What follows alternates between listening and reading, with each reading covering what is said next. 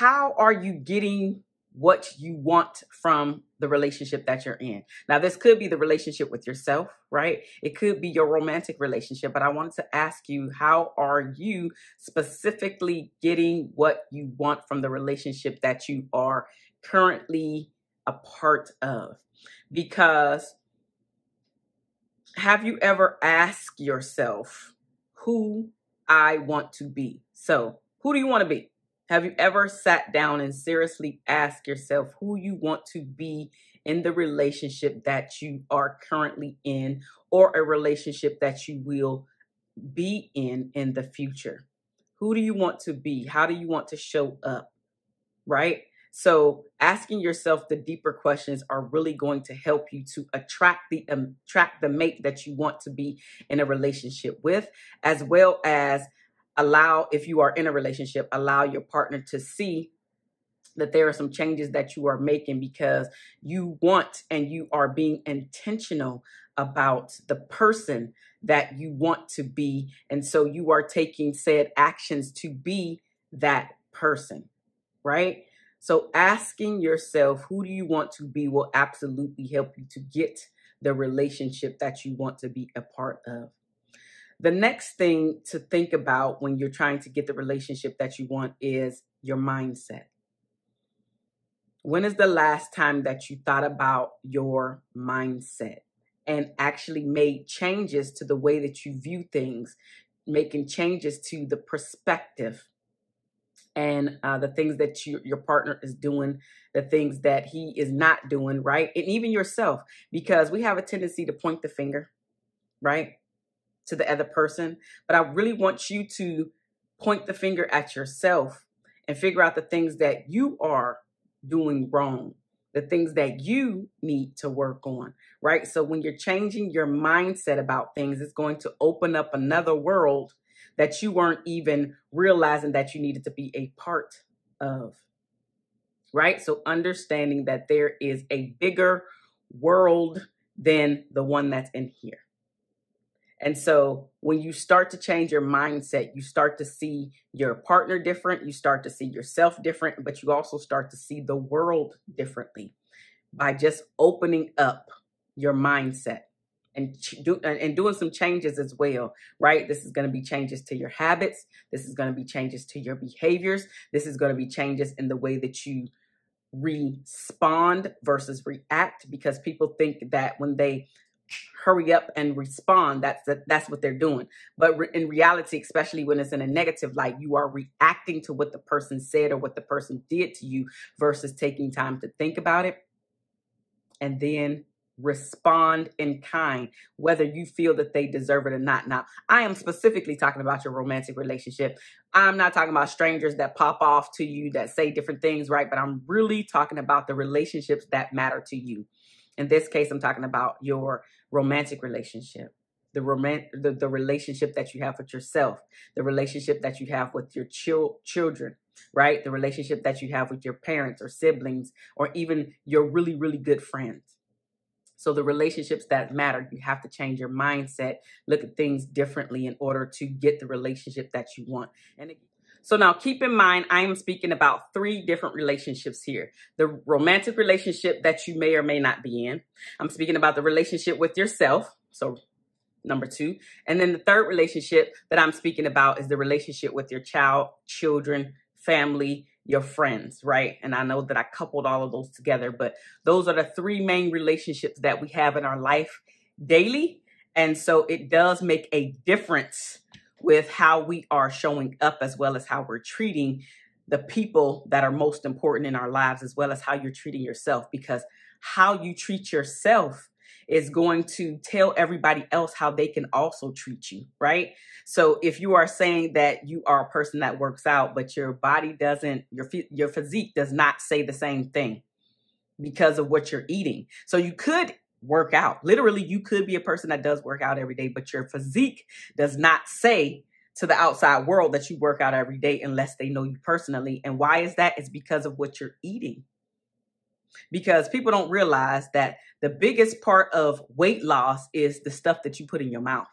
It is really not the workout. The workout is literally adding to, but to maintain your weight and your diet, it's really about the food that you're eating. It's about 90 something percent is the diet.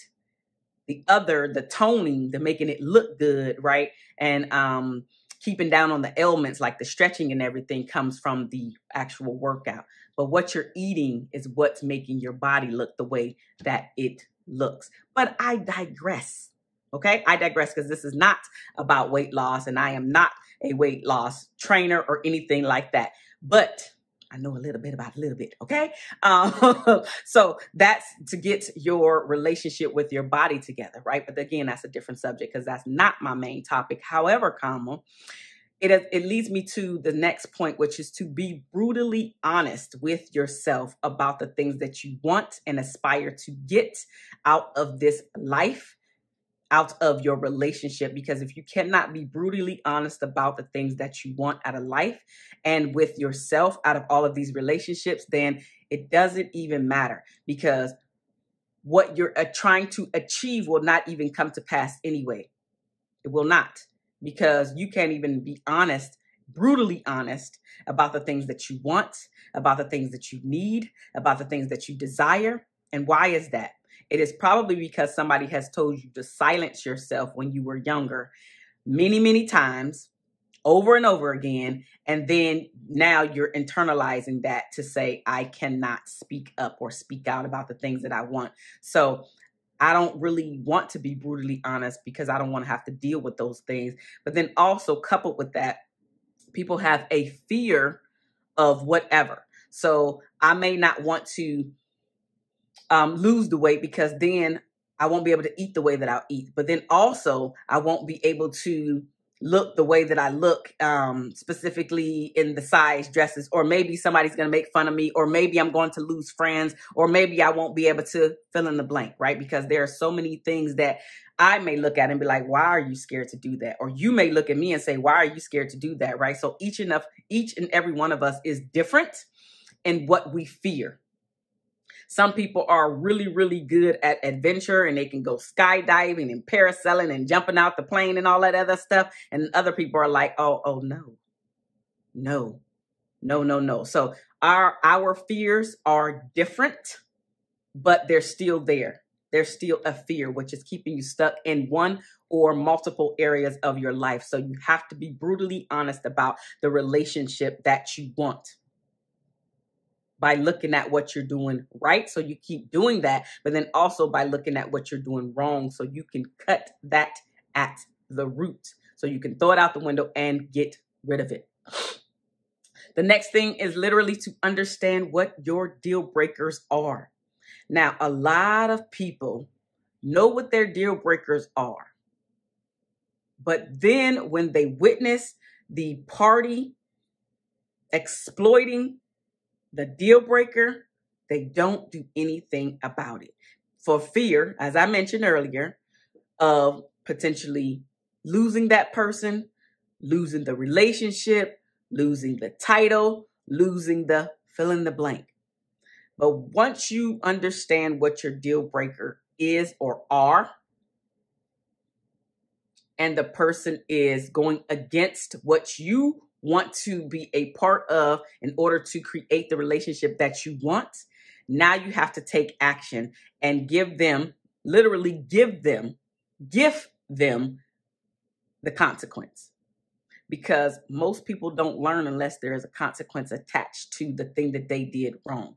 So if I come to you as your partner, as your spouse, and I say infidelity is a deal breaker for me, and then you, as my spouse, decide to go out there and cheat.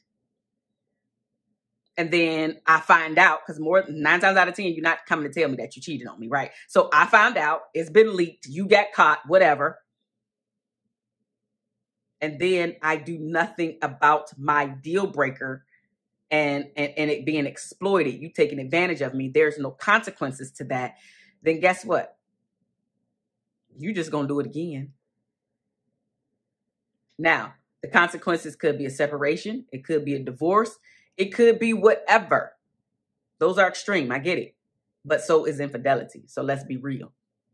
Because if you have to find the need to cheat before you actually have an intelligent conversation with your spouse, then it's something that is missing. But guess what? It's up to you to express these things to your spouse, to your partner, so they have the opportunity to correct said behaviors. But to just be callous and go out there and just cheat because maybe you're being selfish and that's just something that you want to do. Maybe everything is going right. Like, listen, for real, I remember when I was younger and I was cheating with a guy, like, because I was younger, right?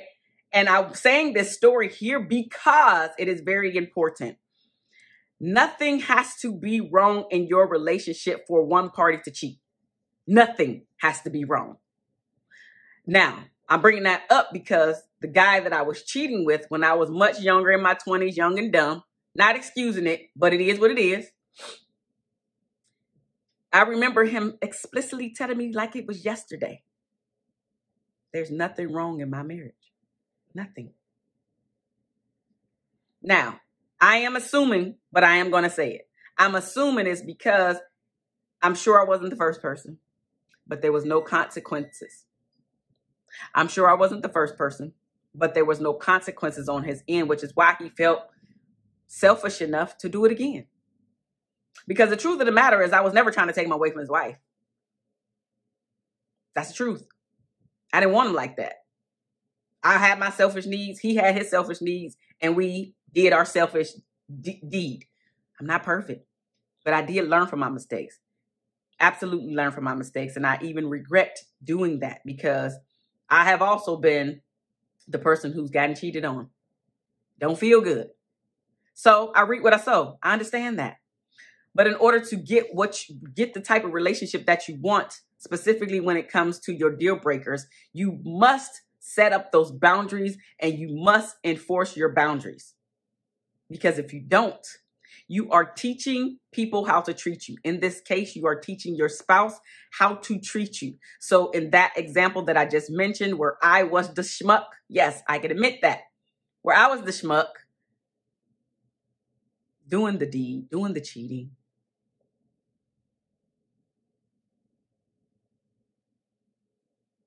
He never did have to, quote unquote, suffer the consequences. But I did. I did. And without going too deep into that, you have to enforce your boundaries. Otherwise, you will not ever get the type of relationship that you want. Ever. So whatever your deal breakers are, you must stick to them. You must. Another way to get the relationship that you want is to embrace your alone time. So many people, and I work with a lot of clients. So many clients come to me because they cannot or will not face the music of embracing their alone time. This could be after a breakup, and then they always have to do something, whether they're working all the time, right? They're filling that void, but they're filling that space so they don't have to think. All of the stuff that's up there, they don't want to deal with the stuff, which is why they find all of these things to do every single day. Busy, busy, busy, whether they're around their friends all the time, whether they're working all the time. Now they're working out all the time. Like they become obsessed with not being alone. And that's a problem because the only way you're going to find this peace and really start to evaluate who you are, the things that you want, and why the relationship went the way that it did, in that case, a breakup. Why did the breakup occur? What was the part and the role that you played in it? You must be able to sit with yourself by yourself so this stuff can come up so you can deal with it. Because until you deal with this stuff that's here, you will remain on that hamster wheel going round and round, attracting the same person over and over again. Or if you're in a relationship, you're still on the same hamster wheel, having the same conversation, having the same argument over and over and over again. And how is that getting to the relationship that you want if you don't deal with your crap? if you don't deal with your past traumas, if you don't deal with the things that trigger you, you will absolutely destroy and kill any type of relationship. Whether it's the relationship with yourself, the relationship, especially with your spouse, the relationship with your children, because all of these insecurities are going to come to the surface and you're going to ruin everything that you have been trying to achieve. All because you have yet to deal with all of the stuff that's trapped inside of here.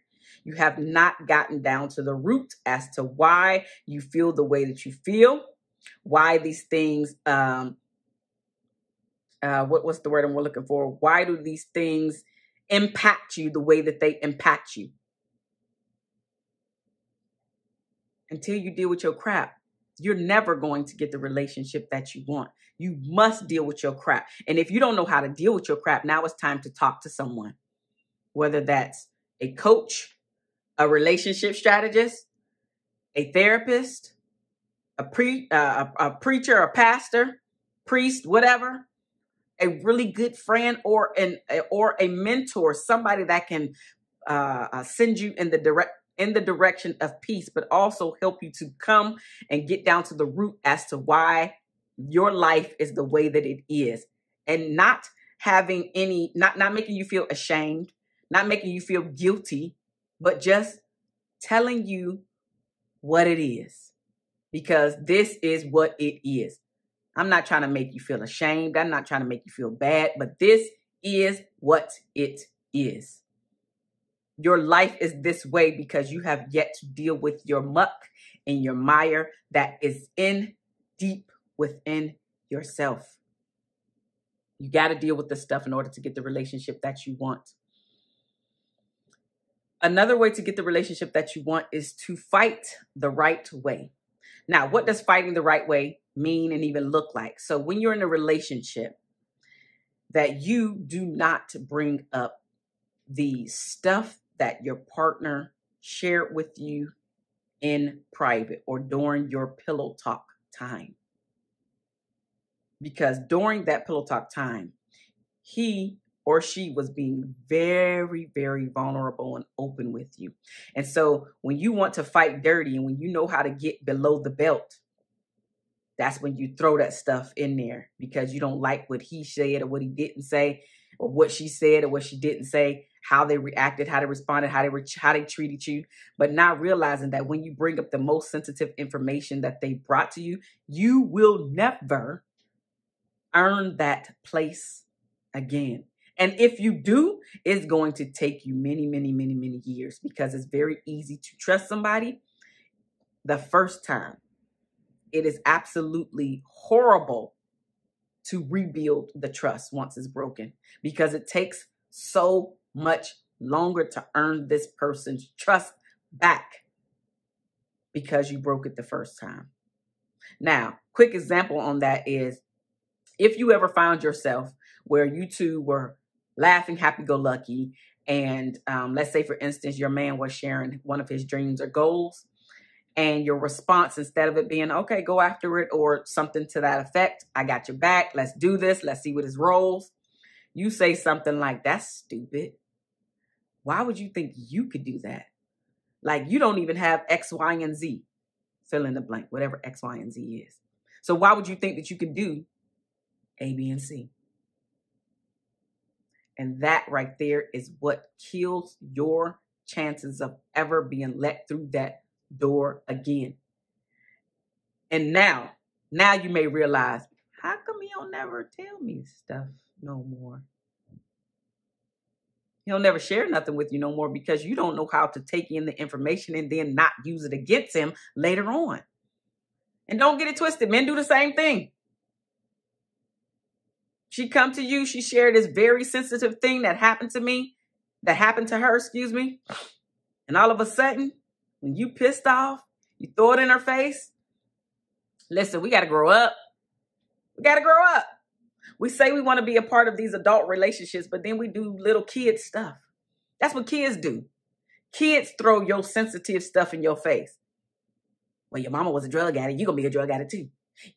Your daddy was in AA. You're going to be in AA too. Like, That's some sensitive, horrific stuff to throw in somebody's face, all because you pissed off and can't control your emotional state. So because you're miserable, now you want to make somebody else miserable. Really? How do you expect for that person to now lean into you and connect with you? Yeah, sex may be happening, but I'm sure it's not the way that it once was, where you felt really comfortable with that person. It may be something missing now, where slam, bam, thank you, ma'am, roll over, go to sleep, because I didn't got mine. And now you feeling like, where's the cuddles? Where's the hugs? Where's the kisses? Where's the pillow talk? Not realizing that you're playing a part in the demise of your relationship. Now, I'm not saying that your partner should just do that. Both of you have to recognize what you're doing right. You also have to recognize what you're doing wrong so you can correct said behaviors. And a lot of these things, a lot of reasons why we're not getting the relationship that we want is because we have a tendency to not be able to apologize for all of the crap that we've said, all of the crap that we've done, and then start to correct said behaviors to show up differently, to be this different person, to be this different man, to be this different woman. We got a chip on our shoulders. We're no longer having those difficult conversations because we feel, why is it going to matter anyway? It's not going to help. So why should I even care? And then we just continue the cycle of being in these mundane relationships that are not helping any of us to prosper, to be better, so our children can see what healthy relationships look like, or healthy marriages, so we can break this cycle specifically within the Black communities. Because the beautiful relationships that are out there are not just for everybody else. We got a lot of junk in our community that we need to tighten up and clean up. And a lot of it did stem from our history. But now we're continuously breaking those chains and we're being better. Each generation is getting better. But we don't realize all of the stuff that our ancestors had to really go through because it wasn't our lives specifically. We read about them in the history books, or we hear about them from stories being passed down. But I didn't have to ever experience some of the things that my mom or grandparents or even great-grandparents had to experience. But they had to fight the fight in order for me never to experience those things, if you get my drift, right? So a lot of their fight was survival. And it wasn't about how to be in a relationship because a lot of us was ripped away from our families. And now that although that's not happening as much because it's still happening, but I'm not going to go down that road because Black Lives Matter, right? That didn't just happen just because. There's some history behind Black Lives Matter, right? So although we're doing better, we're still not where we need to be. We're still not seen as equals in society. But all of that transfers into our romantic relationships, because if our ancestors always had to think about survival, they weren't thinking about how to be in romantic relationships. But they did the best that they could do with the information that they had. And so now it's our turn to do even better with the new information that is out here. Because how we treat our children does matter. How we treat each other does matter in our romantic relationships. And now we are products of the way that our parents treated us, obviously, right? Or your parent or guardian treated you.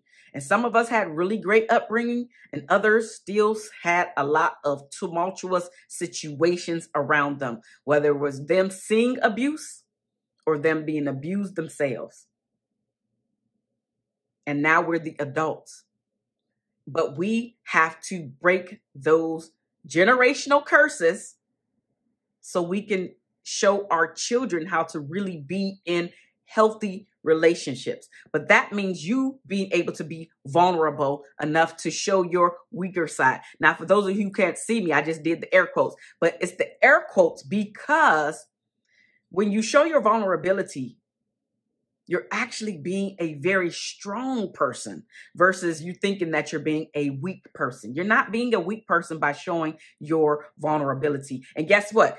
If you never show your vulnerability, if you can never connect with the person that you're in person with, that you're sitting right next to, that you're lying in the bed next to, that you're having sexual relations with, if that person is never able to see you in a vulnerable state, you will never get the relationship that you want because they don't understand who you are. They're not able to connect with you on a deep level. There is a disconnect. There is something that is missing. And so if I am pouring my heart out to you and you never do the same to me, how can we truly feel like we're on even ground with one another? You can't. You can't. And so it is up to you to decide what you're going to do, how you're going to show up in order to get the relationship that you want to have. Another way to get the relationship that you want is to understand the meaning behind how your partner responds to conflict. Now, that is something that you're going to have to pay attention to because a lot of people cannot articulate what's actually happening with them. No, this does not mean you have to pull it all out of him and everything. Sometimes he may be willing to share what's the real reason why we talking about this thing, because it ain't really got nothing to do with me, but you're taking it out on me. So can we really talk about the real thing? But most people won't be able to have a conversation like that because because the partner is coming to them about something, they believe that it's actually about that thing. And most times the conflicts that occur have nothing to do with the thing that just happened. It's about things that have been piling up on top of one another, whether you're in there in that pile. It could be the job, could be the career, could be the boss, could be the children, could be a whole plethora of things you may be thrown in there. But because you're the person that's closest to your spouse, you seem to get the brunt end or the bad end or the short, that's what it is, the short end of the stick. But if you could take a step back, you can absolutely see this ain't got nothing to do with you. He was pissed off because he woke up late. Like literally, it could be that minor. It could be that minor. And so his whole day went late because he was late for every meeting that he had because he woke up late. Now he late for every meeting. And of course, the meetings ran over. And of course, he was even later. And so his whole day was messed up, but it had everything to do with him and nothing to do with you. But because he didn't take a step back to recharge himself, to get himself all together, he took everything out on you. So we have to be able to read between the lines in our relationships as well, understanding what is really going on with this conflict. Is it really about me? Is it really about something else that happened? But that's a part of you getting a relationship that you want, being able to decipher what's really happening. Because your partner may not be able to articulate what's really going on. They just know that they mad, and guess what? You there to get punched with their madness. It happens. Another way to get the relationship that you want is to literally show each other love the way that you both want it as well as need it. Now, what does this mean and what does this look like? I'm sure many of you have heard of the 5 Love Languages book by now. If you have not, you can go online, Google the 5 Love Languages quiz, take the quiz to figure out what your top 3 love languages are. Now, it's important that I said the top 3 because it's only 5. But research has shown that if you know and show, so know and show the top 3 love languages of your spouse or significant other, and you show them to him or to her, then you two can have a pretty good relationship. But the thing about it is they also have to know and show you yours as well. So it's not a one-sided street, because they can feel awesome in the relationship with you because you are giving them the things that they need and showing them love the way that they need it. But if they're not willing to reciprocate it and give you your top 3, then it's going to be lopsided. he or she is happy-go-lucky, right, over there, and you quite miserable and frustrated because you're not getting the things that you want. But you need to be able to articulate them as well as speak up about the things that you are not receiving. And finally, I'm going to wrap it up with you not, in order to get the relationship that you want, you cannot believe that your spouse is supposed to just know how to treat you or just know what it is that you want. Because none of us are mind readers. And ladies, finally, men don't do well, and I should say most men don't do well with hints. They need it flat out, written on a piece of paper, stamped on your forehead, directly said, no going around in circles. They just want to hear it. So if you really want to get the thing that you're wanting, you have to ask for it directly. And if you don't feel like that, well, it's not a surprise if he gets me the thing that I want, then give him 2 or 3 things on the list that you know that you will be absolutely elated to receive, and then have him choose the one. So it still will be a surprise to you, but you know it's still going to be something that you absolutely want. He's not a mind reader. You have to lay out the blueprint so he feels that he wins with you, so he can win, so you can be happy, because exactly that's what he's trying to do anyway. He's really trying to win with you, but also on top of that, he's trying to be your hero and to win with you. I am Marshawn Olanio. I am your favorite shift relationship strategist, where I help Black Christian women that are married or in long-term relationships to stop feeling disconnected and unloved and shift you to feeling heard, understood, and appreciated. Now, the final thing that I'm going to mention to you is to take the quiz today. Now, this quiz is all about you seeing if your relationship needs to be rescued. And I will put the link right here. It is I'm going to put the link right here in the video, so you will be able to type in that link and find out if your relationship needs a rescue. I will see you next time around. Bye-bye now.